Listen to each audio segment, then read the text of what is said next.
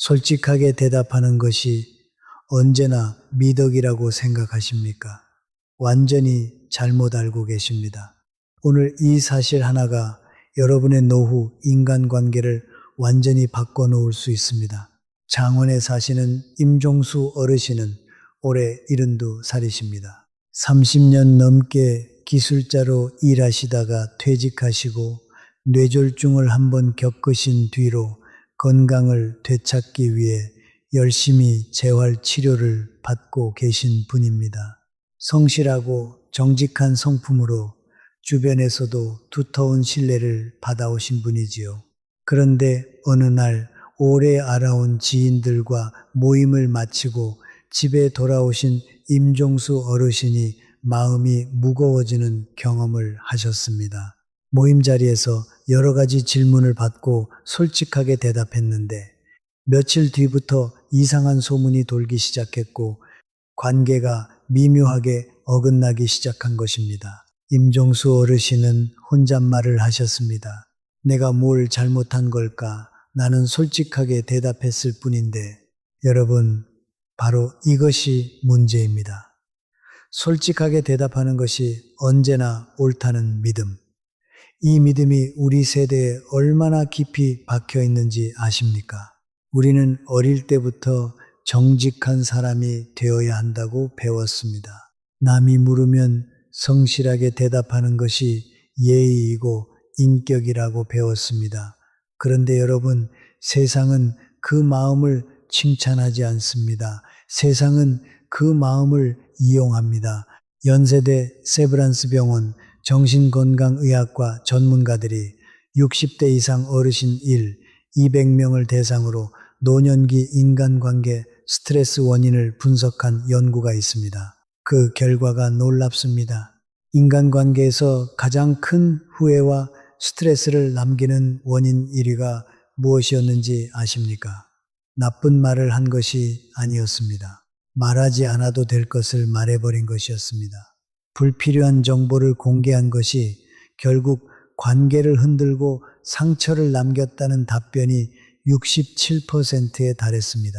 여러분, 이 숫자가 무엇을 뜻하는지 아십니까? 우리 스스로가 자기 입으로 자기 삶을 흔드는 씨앗을 심고 있다는 뜻입니다. 지금부터 자세히 설명드리겠습니다. 오늘 저는 여러분께 아주 중요한 4가지를 알려드리려 합니다.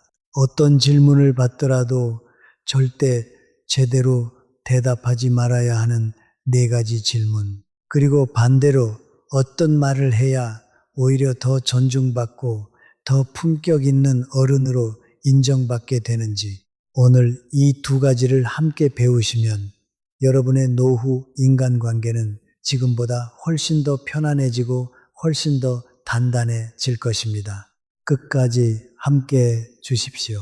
첫 번째로 절대 대답하지 말아야 할 질문이 있습니다.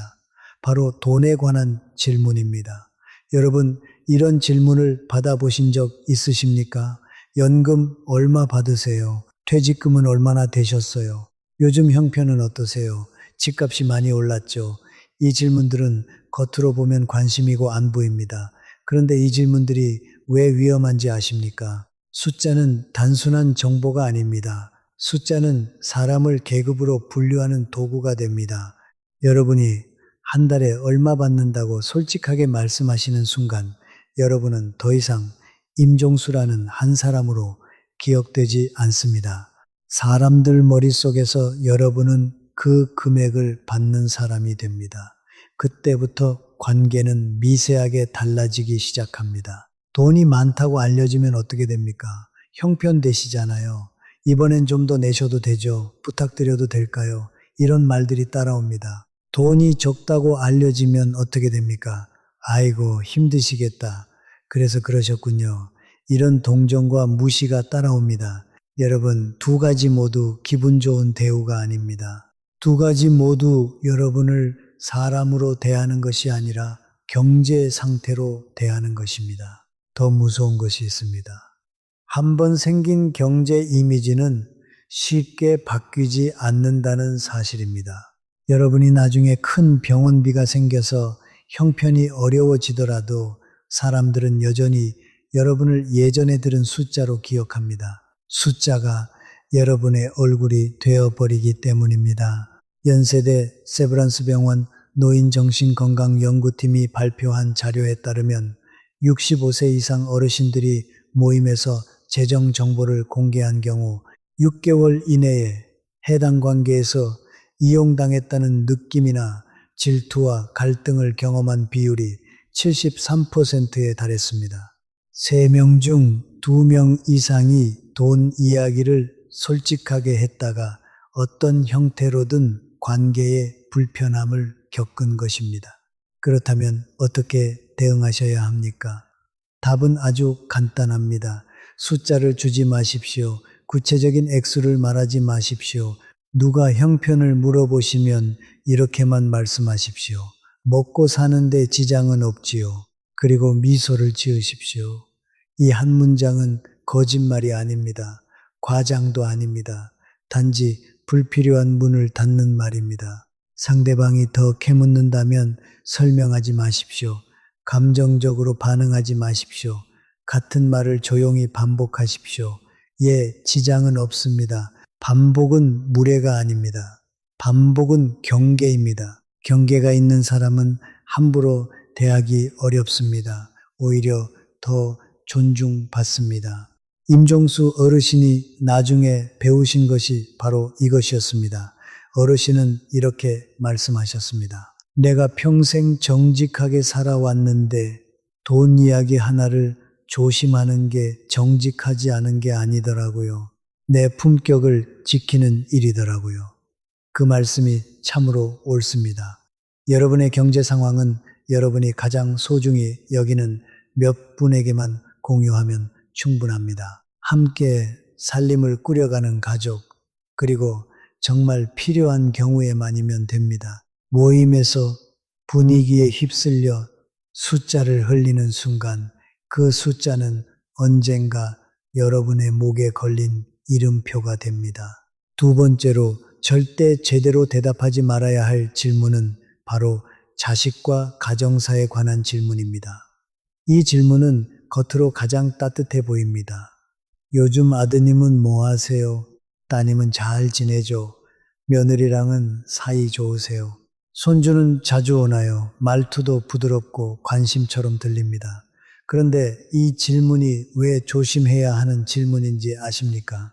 가정사는 한번 입 밖으로 나오는 순간 소문이 되기 쉽습니다. 그리고 소문이 되는 순간 여러분의 집안은 더 이상 여러분의 집안이 아니라 남들의 평가 대상이 됩니다. 우리는 자식 이야기를 할 때 흔히 두 방향으로 흘러갑니다. 하나는 자랑이고 다른 하나는 하소연입니다. 그런데 두 방향 모두 결국 여러분과 자식에게 좋지 않은 결과를 남기기 쉽습니다. 먼저 자랑부터 보겠습니다. 모임에서 기분이 올라갈 때 자연스럽게 나오는 말들이 있습니다. 아, 우리 큰아이가 이번에 승진을 했어요. 딸이 좋은 데 들어갔지요. 사위가 사업이 잘 돼서.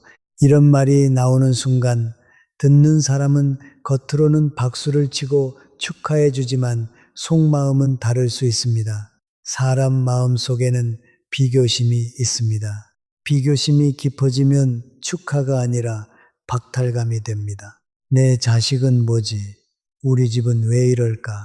이 마음이 쌓이면 시기심으로 변합니다. 시기심은 조용히 관계를 갉아먹습니다. 그렇다면 하소연은 어떻습니까? 더 위험합니다. 우리 아이는 전화 한 통이 없어요. 며느리가 영 다른 사람 같아요. 처음에 상대방은 위로해 줍니다. 아이고, 얼마나 힘드세요. 그런데 시간이 지나면 반복되는 하소연을 듣는 사람의 마음속에 결론이 생깁니다. 저 집은 문제가 많구나. 저분은 늘 불만이 있구나.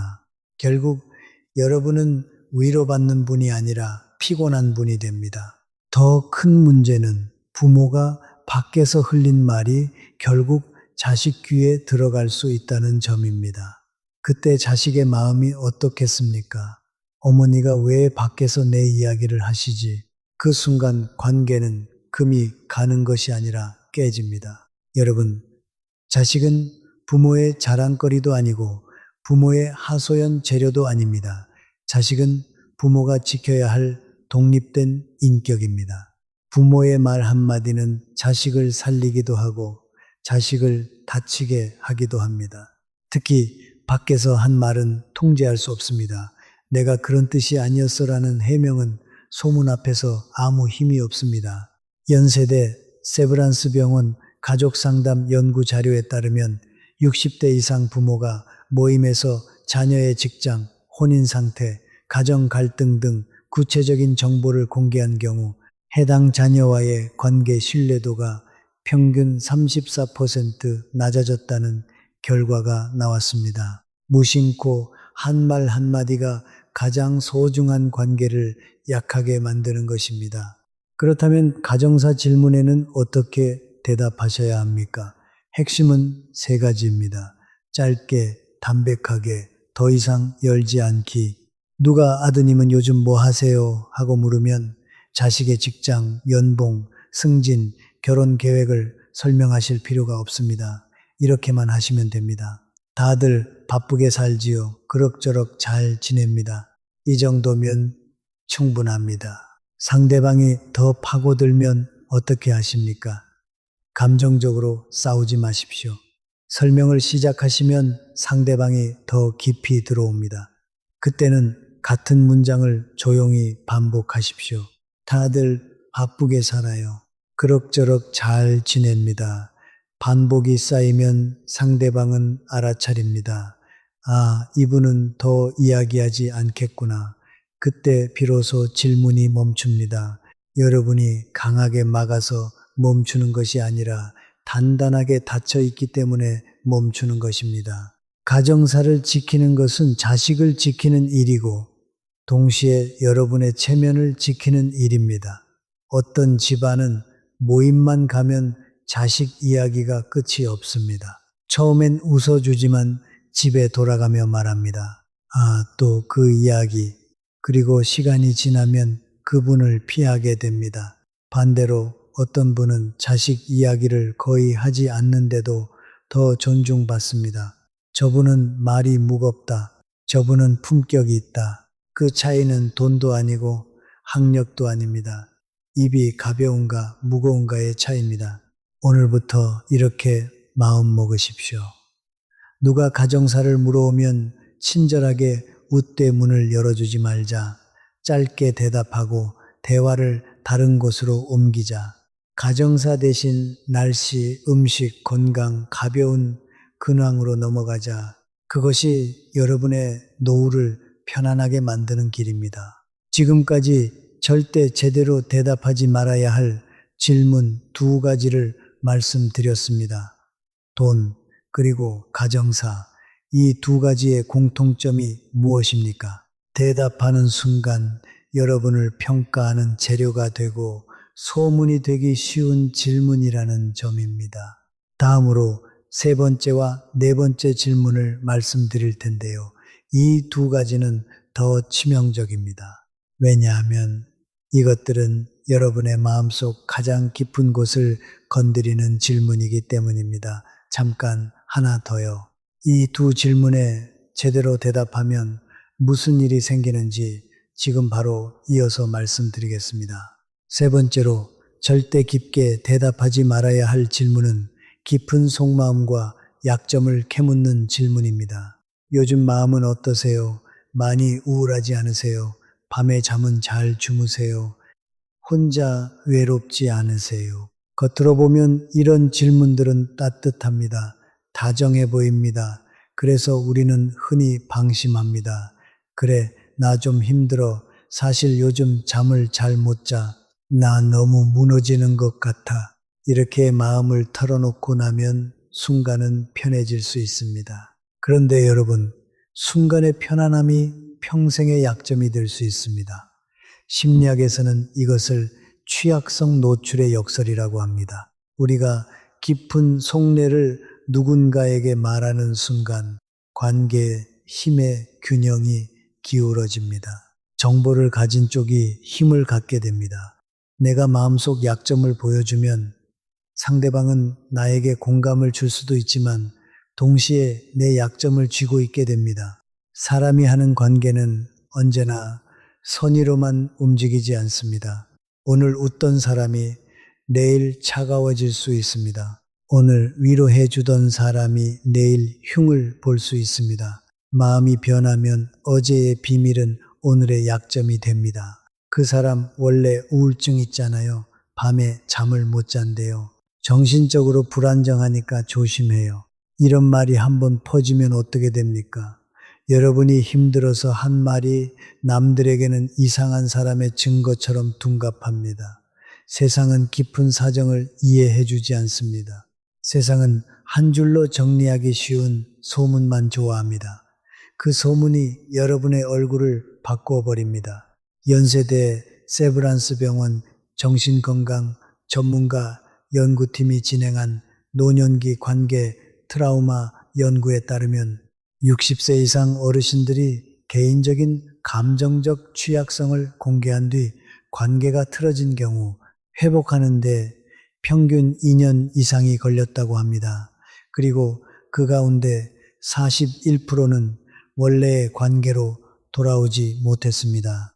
순간의 위로를 받으려다가 평생의 상처를 남기게 된 것입니다. 그렇다면 속마음을 묻는 질문에는 어떻게 대답하셔야 합니까? 핵심은 긍정의 언어로 단단히 매듭 짓는 것입니다. 요즘 마음 어떠세요? 하는 질문이 오면 사실 나 우울해요. 너무 힘들어요. 하고 바로 들어가지 마십시오. 대신 이렇게 말씀하십시오. 덕분에 하루하루 감사하게 지내고 있지요. 혼자 있는 시간도 나름 좋습니다. 요즘은 마음을 더 단정히 하려고 노력하고 있어요. 이 대답이 거짓말입니까? 아닙니다. 힘든 것이 없다는 말이 아닙니다. 그 힘듦을 내가 다루고 있다는 말입니다. 여러분이 이 한 문장을 내놓는 순간 상대방은 여러분을 불안정한 분이 아니라 단단한 분으로 인식합니다. 인간은 하소연을 많이 하는 사람을 도와주고 싶어 하기도 하지만 동시에 무의식적으로는 피곤한 사람으로 분류하기도 합니다. 반대로 내면을 다잡는 분에게는 묘한 존경이 생깁니다. 아, 이분은 자기 마음을 관리하시는 분이구나. 그것이 바로 진짜 품격입니다. 상대방이 더 깊게 파고든다면 짧게 끊고 방향을 바꾸십시오. 다 지나가는 일이지요. 괜찮습니다. 고맙습니다. 그리고 화제를 바꾸십시오. 대화의 방향을 바꾸는 것도 품격입니다. 말로 막지 못하면 방향으로 막으십시오. 여러분, 노년으로 갈수록 외로움이 더 깊어질 수 있습니다. 그 외로움은 자연스러운 것입니다. 문제는 그 외로움을 아무에게나 털어놓으려는 데서 생깁니다. 깊은 속마음은 일기장에 써도 좋고 기도로 풀어도 좋고 오랜 시간 검증된 극소수에게만 꺼내야 합니다. 특히 모임에서 분위기에 취해서 혹은 상대방이 나도 힘들어라고 말한다고 맞장구 치듯 내 밑바닥까지 꺼내면 그것은 용기가 아니라 무방비입니다. 친밀감은 깊은 고백에서 만들어지는 것이 아닙니다. 지속된 존중에서 만들어집니다. 이것을 기억하십시오. 여러분의 약점이 나쁜 것이 아닙니다. 우울함, 허무함, 외로움은 누구나 겪습니다. 문제는 그 감정을 느끼는 것이 아니라 그 감정을 아무에게나 공개해버리는 것입니다. 여러분은 스스로를 보호할 자격이 있습니다. 그 보호가 진짜 자존심입니다. 네 번째로 절대 구체적으로 대답하지 말아야 할 질문은 과거의 실수와 흑역사를 캐묻는 질문입니다. 사람들은 이런 질문을 아주 가볍게 던집니다. 젊을 때 후회되는 일 없으세요? 옛날에 크게 실패한 적 있으시죠? 그때 왜 그러셨어요? 한 번쯤 실수는 다들 하잖아요. 솔직하게 말씀해 보세요. 심지어 여러분이 먼저 나도 왕년에 하며 웃으면서 꺼낼 때도 있습니다. 분위기가 좋으니까 겸손해 보이고 싶으니까, 나도 완벽한 사람이 아니야 라는 말을 하고 싶으니까. 그런데 여러분, 여기서 아주 중요한 사실이 있습니다. 과거의 실수를 교훈으로 말하는 순간 상대방은 교훈을 듣지 않습니다. 상대방은 여러분을 평가할 재료를 얻습니다. 우리는 흔히 이렇게 착각합니다. 내가 실수도 있었지만 지금은 달라졌어 라고 말하면 상대방이 그래, 사람이 다 그렇지 하며 넓게 이해해 줄 거라고요. 그러나 인간의 마음은 그렇게 넓지 않습니다. 사람은 남의 과거를 들으면 그 과거를 그 사람의 본질로 바꾸어 기억하기 쉽습니다. 왜냐하면 사람의 뇌는 긍정적인 정보보다 부정적인 정보를 더 오래, 더 강하게 붙잡기 때문입니다. 여러분이 평생 쌓아온 10가지의 성실함이 있어도 여러분 입으로 말한 치명적 실수 한 가지가 그 10가지를 덮어버릴 수 있습니다. 예를 들어 보겠습니다. 모임에서 누가 웃으며 묻습니다. 어르신, 젊을 때 보증 잘못 써서 힘드셨던 적 있죠? 여러분이 아유, 내가 그때 보증을 잘못 써서 집안이 한번 휘청했지 하고 웃어 넘겼다고 해봅시다. 그 자리는 웃고 끝납니다. 그런데 사람들 머릿속에 남는 것은 무엇일까요?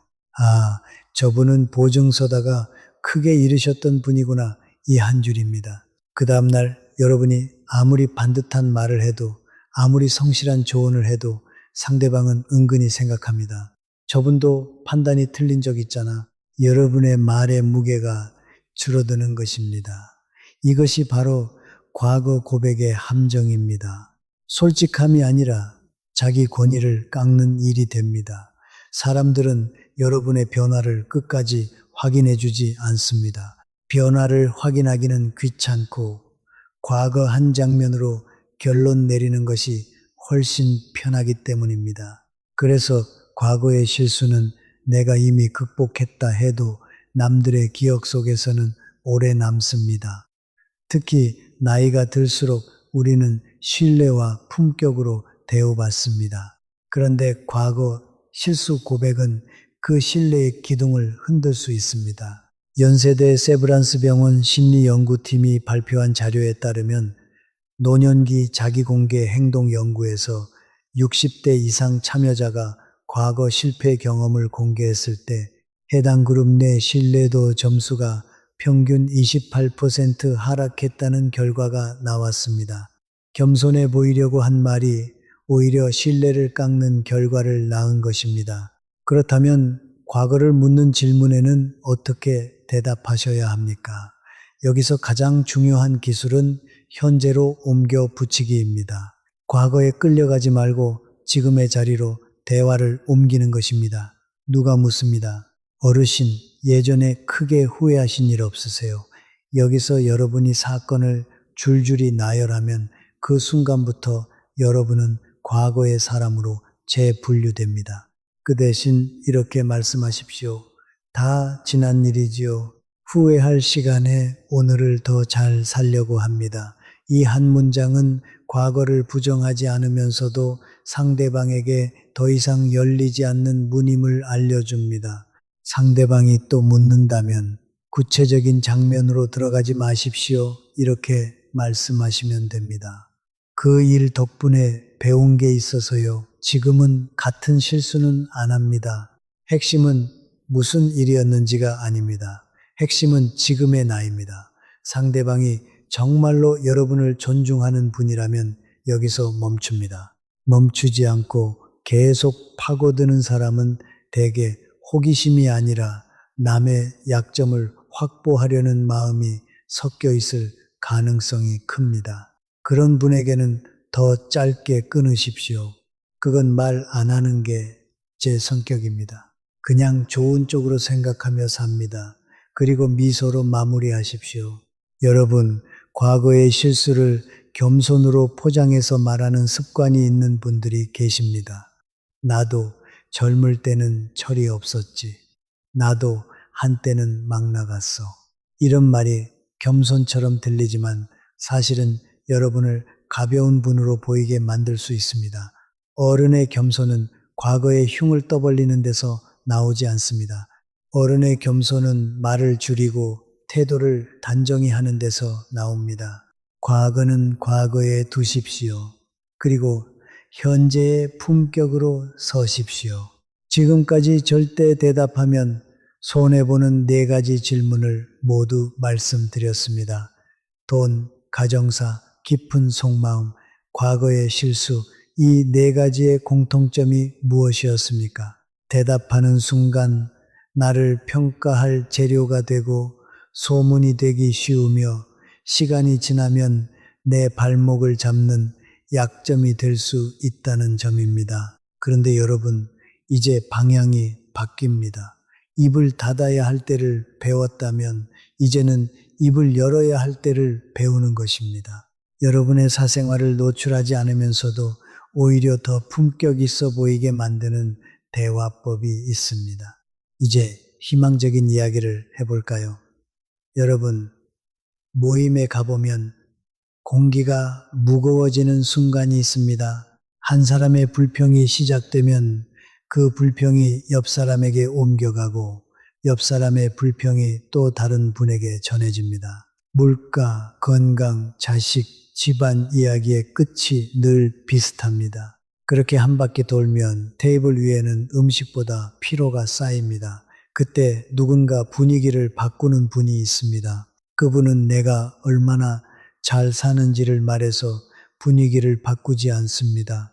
오히려 상대방을 비춰주는 말로 분위기를 바꿉니다. 품격 있는 대화의 첫 번째 기술은 칭찬과 감사의 말입니다. 누가 여러분에게 요즘 어떠세요 하고 물을 때 많은 분들이 자신도 모르게 하소연으로 들어가십니다. 나도 별일 있지. 요즘 허리도 아프고.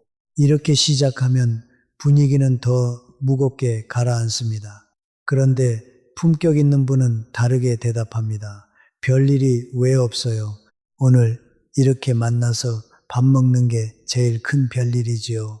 그리고는 이렇게 덧붙입니다. 어르신, 오늘 얼굴이 참 좋아 보이시네요. 아까부터 느꼈는데 목소리가 참 밝으십니다. 여러분, 이 대답에는 핵심이 있습니다.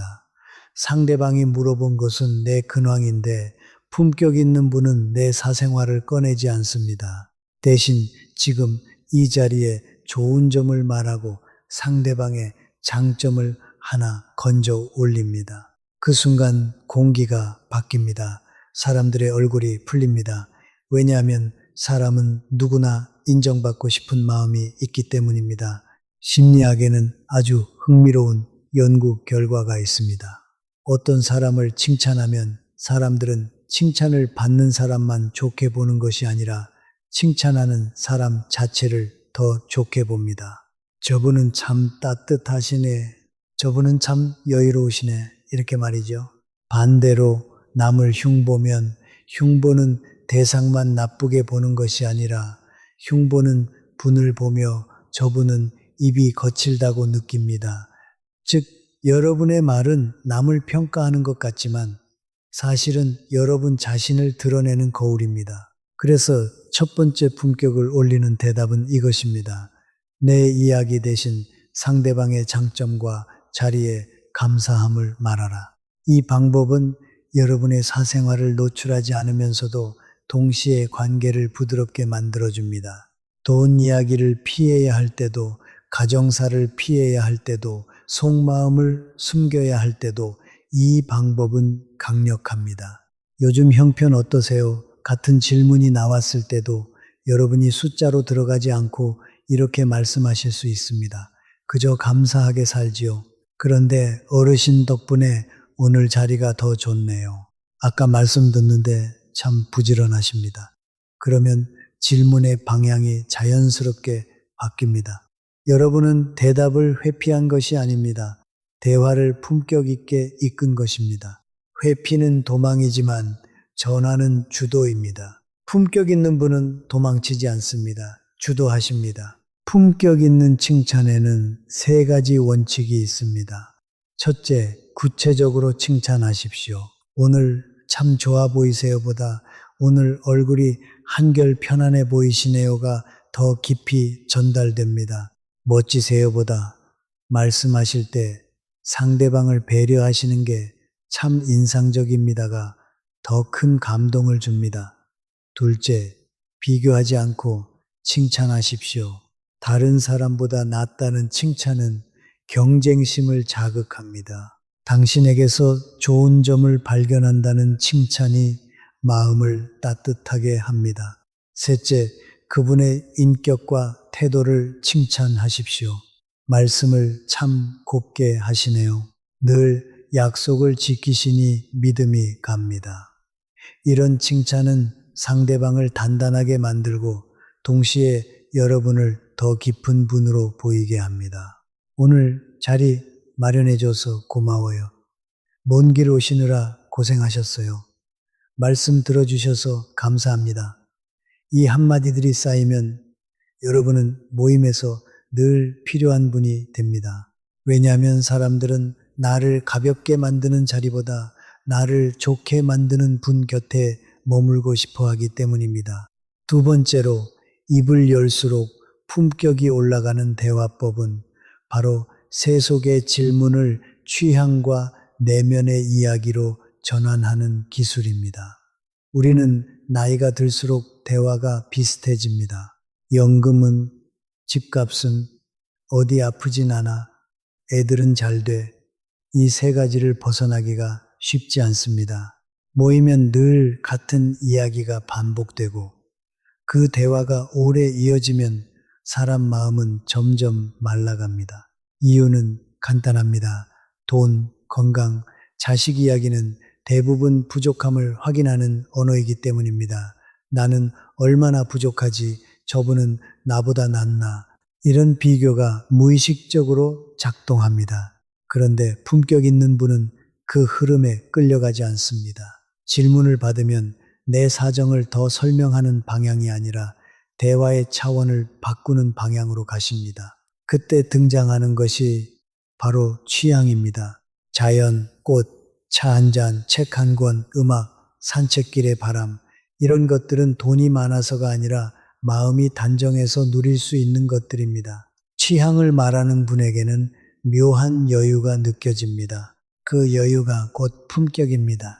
누가 요즘 뭐 재밌는 일이 있으세요 하고 물을 때 보통은 아유 별거 없지 뭐 하거나 요즘 물가 때문에 죽겠어 하고 답합니다. 그러면 대화가 다시 결핍으로 내려갑니다.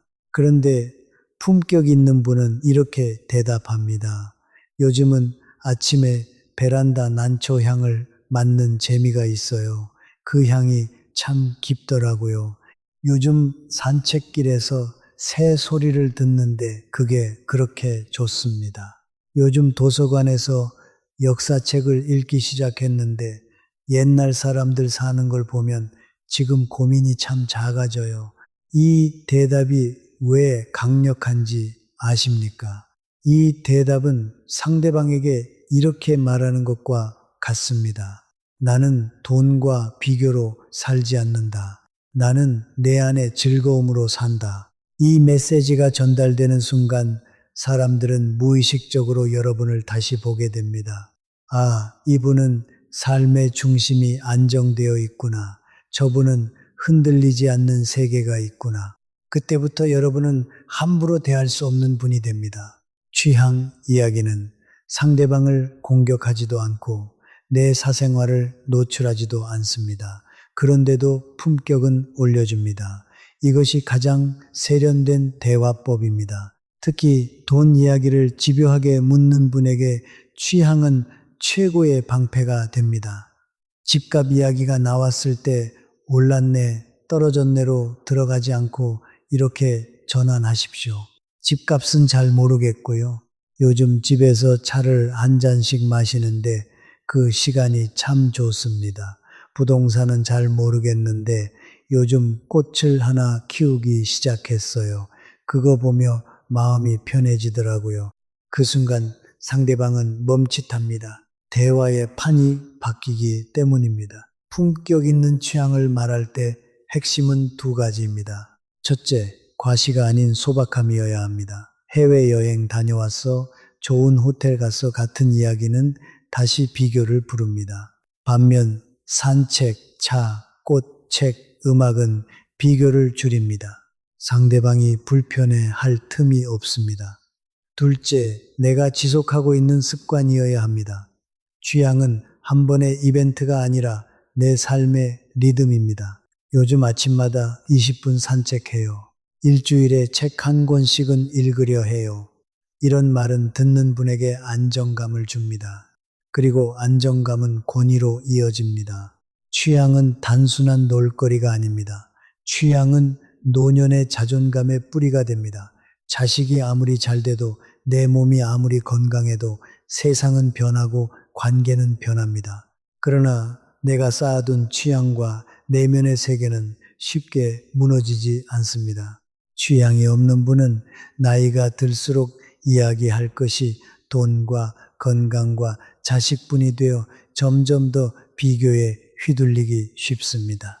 그 차이가 결국 노후의 품격을 만들어냅니다. 세 번째로, 입을 열수록 품격이 올라가는 대화법은 과거가 아니라 현재와 미래를 말하는 대답입니다. 사람을 지루하게 만드는 어른과 사람을 끌어당기는 어른의 차이는 의외로 간단합니다.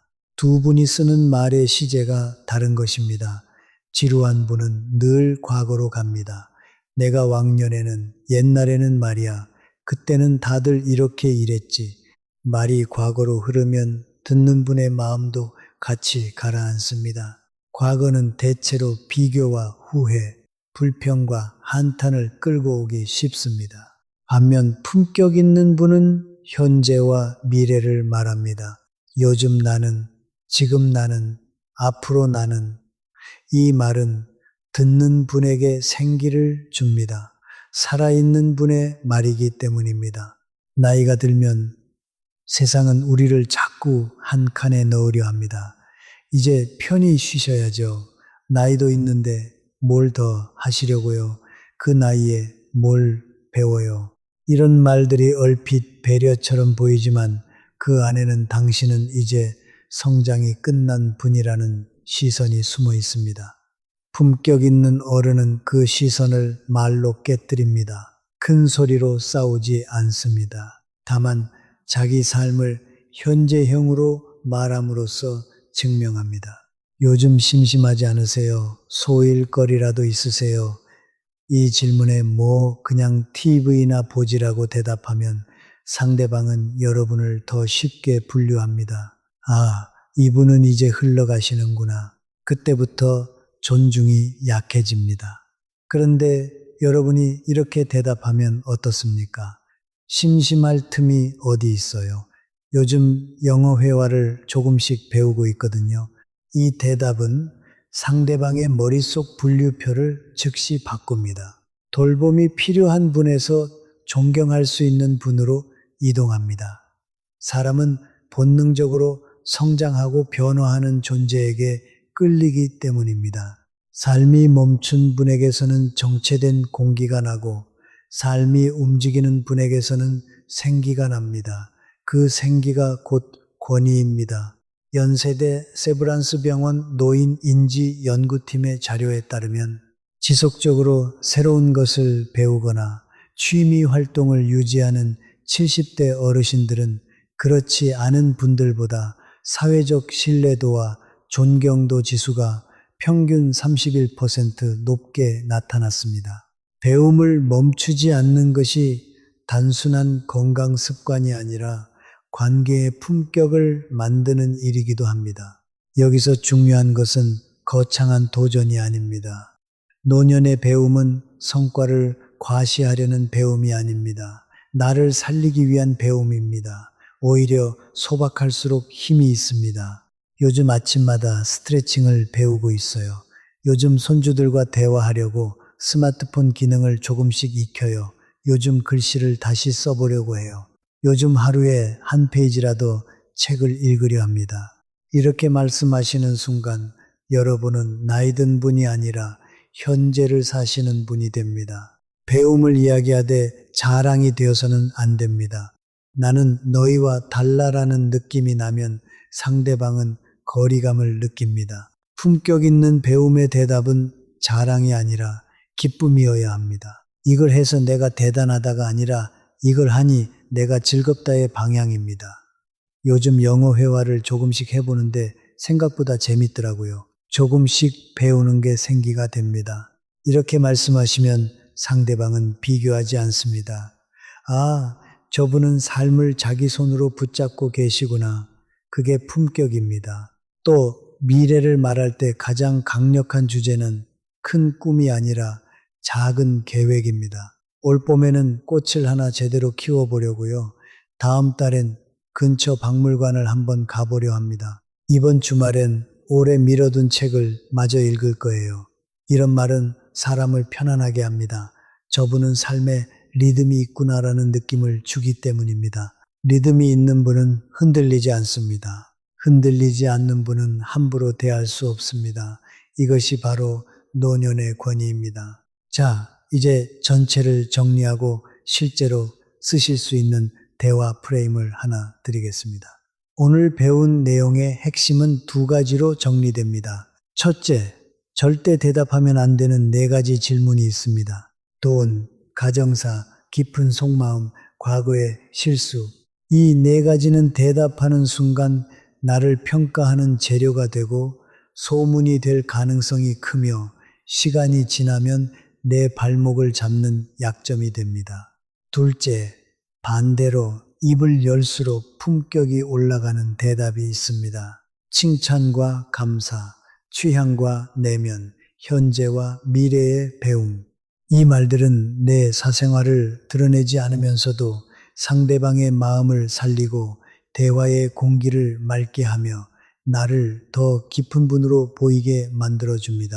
그러면 실제로 모임에서 바로 써먹을 수 있는 대화 프레임을 드리겠습니다. 이것만 기억하시면 됩니다.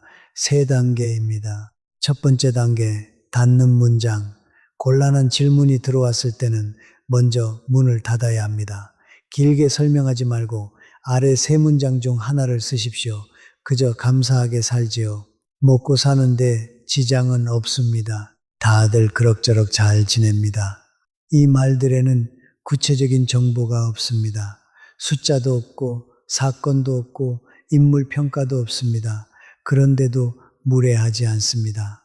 어른답습니다. 그리고 가장 중요하게는 더 파고들 틈을 주지 않습니다. 두 번째 단계, 전환하는 문장. 문을 닫았으면 그대로 침묵만 하는 것이 아니라 대화를 좋은 곳으로 옮겨야 합니다. 전환이 있어야 관계가 부드러워집니다. 그런데 어르신은 요즘 어떠세요? 오늘 뵈니 얼굴이 참 좋아 보이시네요. 오늘 같이 식사하니 그게 제일 좋습니다. 이 전환 문장은 대단한 기술이 아닙니다. 다만 방향을 바꾸는 것입니다. 질문이 나를 캐는 방향이면 대답은 자리를 살리는 방향으로 바꾸는 것입니다. 상대방도 자연스럽게 질문을 넣습니다. 세 번째 단계, 품격 있는 주제.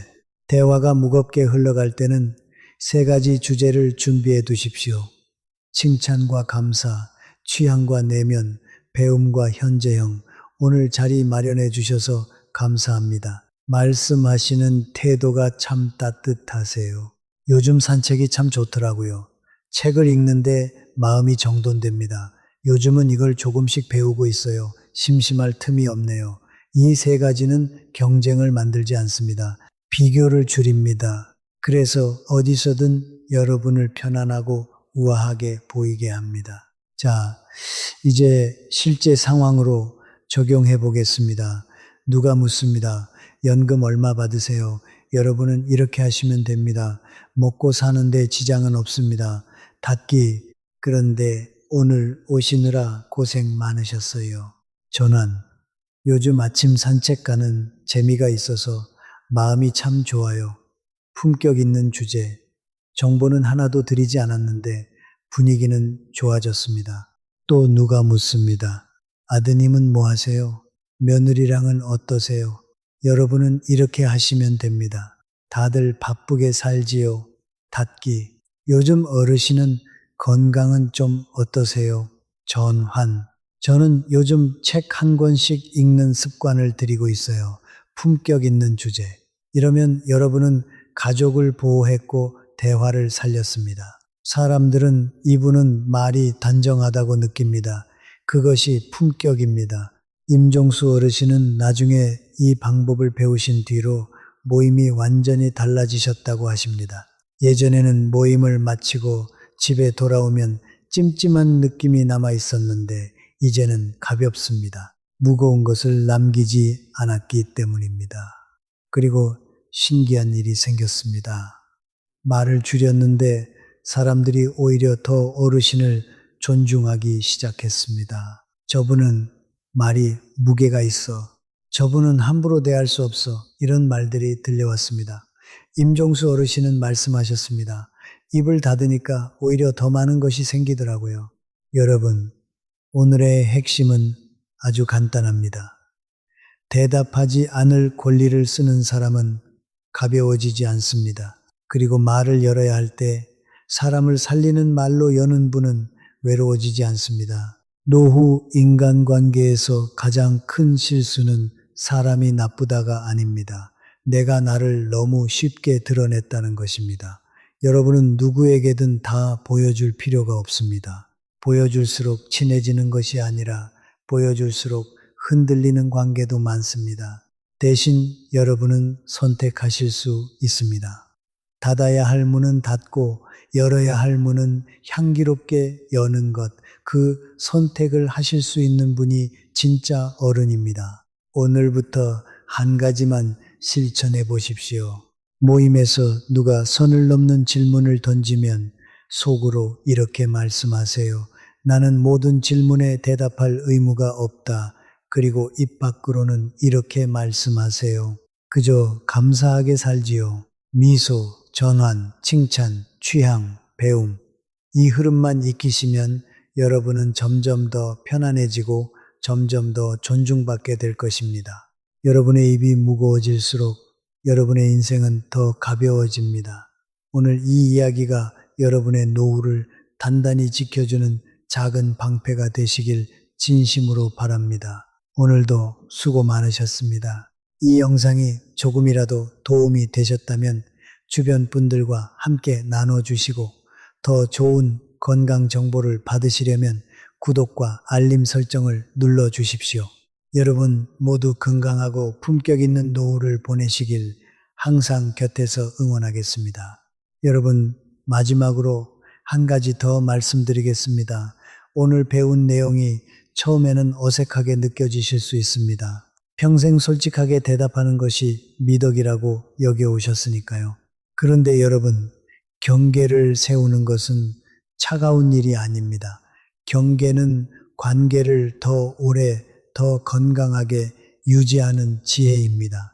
상대방이 진짜로 여러분을 아끼는 분이라면 여러분이 어떤 이야기를 하지 않아도 그 관계는 유지됩니다. 오히려 말이 많을 때보다 더 깊은 신뢰가 쌓입니다. 진짜 관계는 정보를 주고받는 것으로 만들어지지 않습니다. 진짜 관계는 서로를 존중하는 태도에서 만들어집니다. 여러분이 오늘부터 이 사실 하나를 마음에 새기시면 앞으로의 모든 만남이 달라질 것입니다. 나는 모든 질문에 대답할 의무가 없다. 그리고 나는 내가 여는 말로 사람을 살릴 수 있다. 이 두 가지만 기억하십시오. 여러분의 노후가 반드시 더 편안하고 더 품격 있게 빛날 것입니다.